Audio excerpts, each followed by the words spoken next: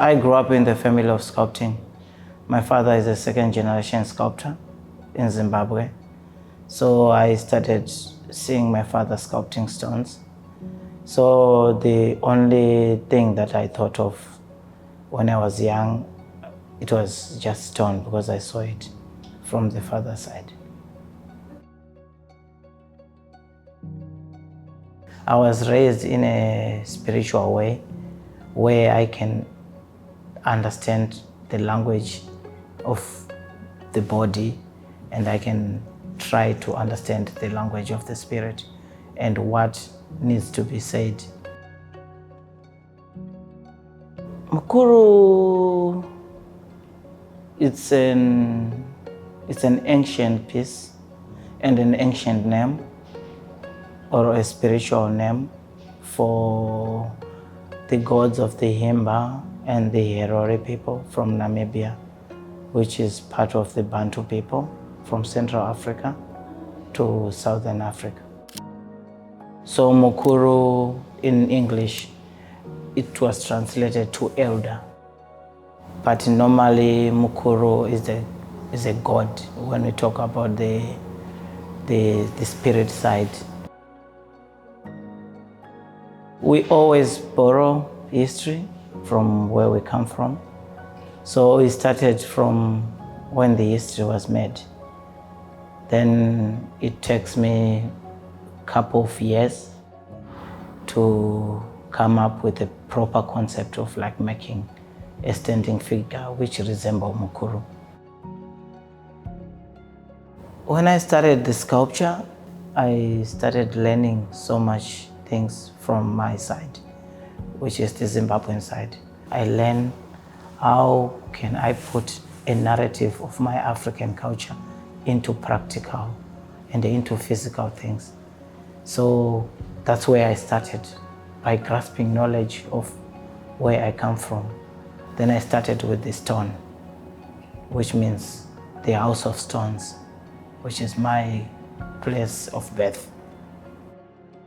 Then I went to England. Then I learned what the English people did to the African continent. Then I started trying to balance the two forces and the two energies of like the taking of minerals and the stealing and the robbing of all these things and the exchange with things which are not valuable. But I have to go through material because material will help me to go back in time. So I choose copper, which I used in the houses, cables, which I use for electric supply. Then I saw internet cables, which are also used for the communication of the contemporary world between worlds. So all these elements are found in Zimbabwe. So I think the sculpture itself, it made Zimbabwe. At first, I don't choose material. I think material chooses me.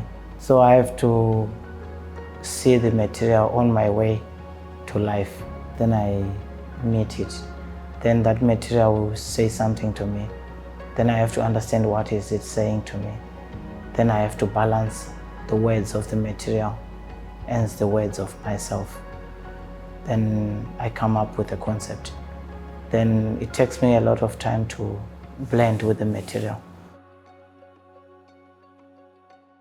Certain objects are not meant for the purpose of what they are used for. Itself can be a sculpture with elements that resemble the things of the natural ground, which also brings back to people to know their roots. So as long as you know where you come from, where you are going, that kind of mentality of knowing where you come from and where you are going, that kind of a soul, it will be part of the Mukuru. So I want people to understand the components and the purposes of what is this material is and how can they relate to our now. Are they related to just a visual perspective or to a certain knowledge which they need to understand from it? If they are available now, he or she will feel something, not by words, but by inner being. That's how I feel. Mukuru deal with the feeling of what do you want to speak.